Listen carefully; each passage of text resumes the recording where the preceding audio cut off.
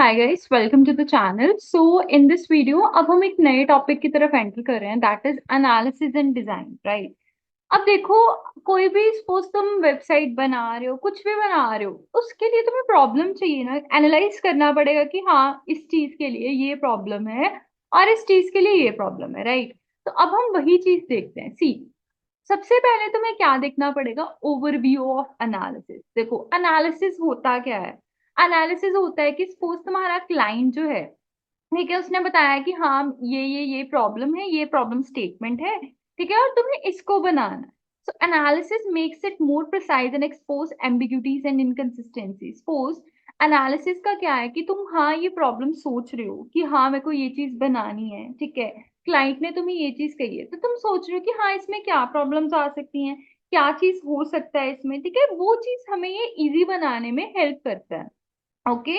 Next, the real world system describes the by the problem statement must be understood and its essential feature abstracted into the model। मतलब कि जो भी अब तो real world problem होगी कोई भी, ठीक है।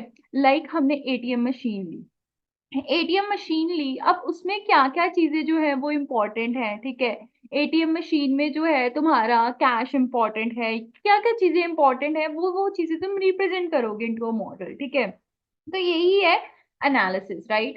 Large models are built iteratively. First, the subset of the model is constructed and then extended until the complete problem is understood। मतलब उन्होंने क्या कहा है कि जो लार्ज मॉडल्स हैं वो क्या स्टेप बाय स्टेप बनते हैं। सपोज हमने पहले एक छोटी सी चीज बना ली, ठीक है, फिर हमने इसको समझा इसमें क्या प्रॉब्लम है, फिर उसके बाद हमने अलग और मॉडल बनाया, ठीक है। ऐसे स्टेप बाय स्टेप जो है वो क्रिएट होता रहता है और एम्बिग्यूटीज जो है उसको कम करते रहते हैं। मतलब हमारे मॉडल के अंदर जो भी प्रॉब्लम होगी उसको हम कम करते रहेंगे। I hope it is clear to you. Okay, अब आगे देखो, आगे तुम्हारे पास उसने क्या बोला हुआ है। सी, अब ये हमारे पास दिया हुआ है, लाइक मैं बताती हूँ।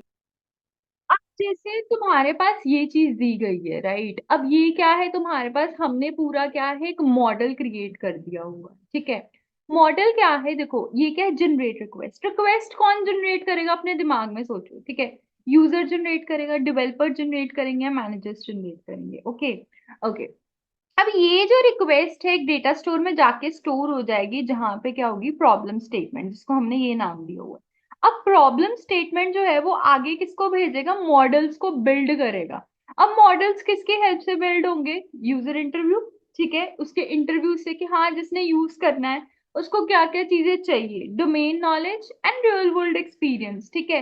उससे क्या है, हमारे मॉडल्स बिल्डअप होंगे और उसको हम कहाँ जाके स्टोर कर देंगे? ऑब्जेक्ट मॉडल, डायनेमिक मॉडल और फंक्शनल मॉडल में। बट इन तीनों की सेम प्रायोरिटी नहीं है, हर अलग अलग प्रॉब्लम के लिए अलग अलग मॉडल जो है वो क्या है, यूज होता है। I hope it is clear to you, ठीक है। ये इन्होंने यहाँ पे हमें डिजाइनिंग बताई हुई है कैसे रिप्रेजेंट करेंगे।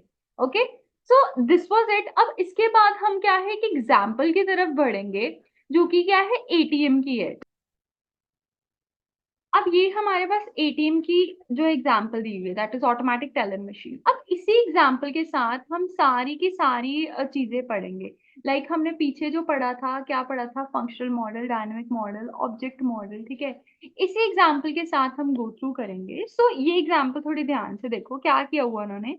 एक कैशियर है, ठीक है। कैशियर क्या है, कार्ड डालता है, सॉरी, एक पर्सन है, वो क्या है, कैश कार्ड डालता है, ठीक है।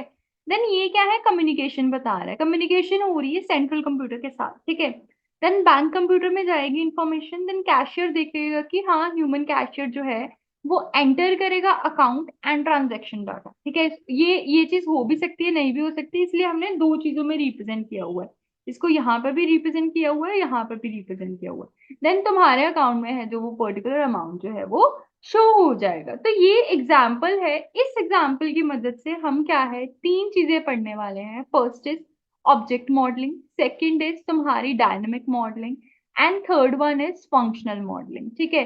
ये तीन चीजें हम पढ़ेंगे, राइट। तो इस एग्जाम्पल को ध्यान से देख लो and stay connected and please guys subscribe the channel, because तभी मोटिवेशन मिलती है अगर आप सब्सक्राइब करते हो। And thanks a lot for watching this video and आगे बढ़ते हैं।